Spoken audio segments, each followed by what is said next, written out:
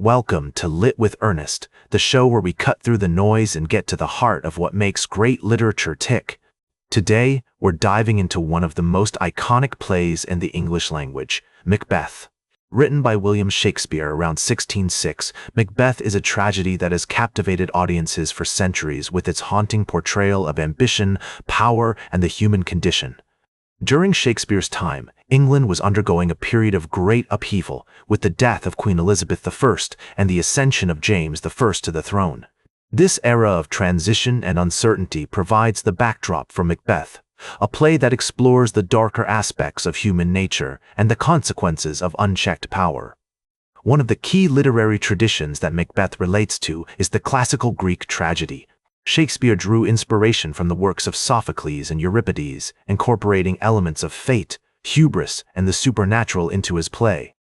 The character of Macbeth himself is a prime example of this, as he grapples with the prophecies of the witches and the weight of his own ambition. Macbeth also belongs to the broader literary movement of Renaissance humanism, which emphasized the potential of human beings to shape their own destinies through reason and individualism. However, Shakespeare's play subverts this idea by showing how even the most well-intentioned individuals can be undone by their own flaws and weaknesses. This is particularly evident in the character of Lady Macbeth, who embodies the contradictions of Renaissance femininity, a woman expected to be both strong-willed and subservient.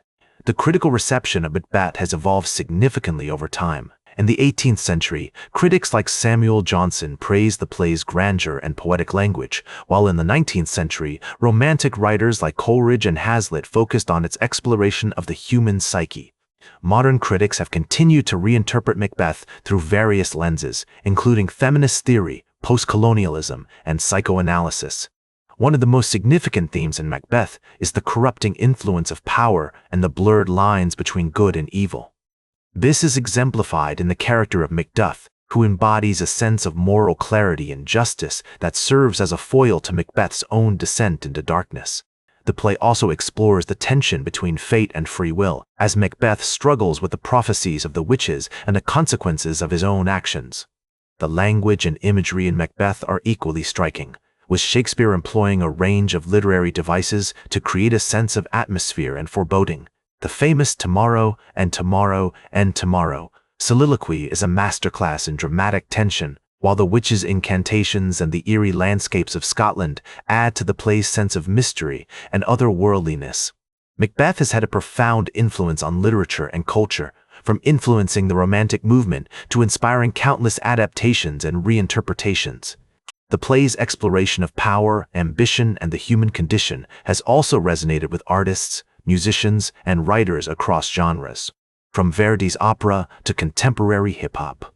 These are the kinds of questions that Shakespeare's play poses, and they're just as relevant today as they were 400 years ago. In an era where politics and power are increasingly complex and nuanced, Macbeth serves as a reminder that true leadership requires not only strength and cunning, but also empathy, compassion, and a deep understanding of human nature. That's all for today's Lit with Ernest. Like this episode if it hit true. Share it if you respect honest talk about books. Subscribe, because we'll do this again.